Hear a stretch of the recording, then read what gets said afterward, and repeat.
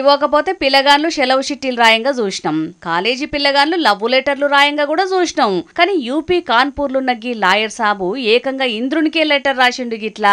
అగో దేవునికి లెటర్ రాసుడేందని పరిశాన్ అవుతున్నారా?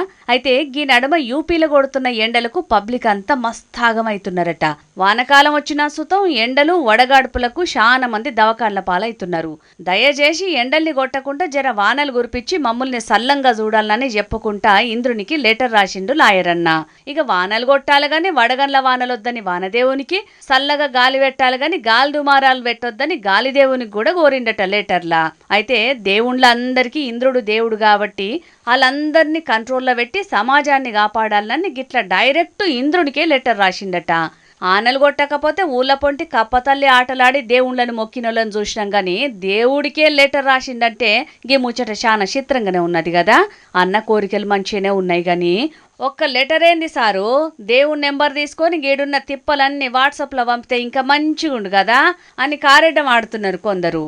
ఇక అన్న లాయర్ కాబట్టి ఇంద్రుడు లెటర్ను పట్టించుకోకపోతే అన్న ఇంద్రుడి మీద కేసేసి నోటీసులు పంపించి కోర్టు కూడా రమ్మంటాడేమో అని ఇంకొందరు కామెంట్లు పెడుతున్నారు.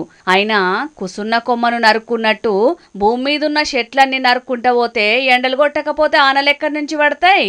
ఏమంటారులా, అంతే కదా.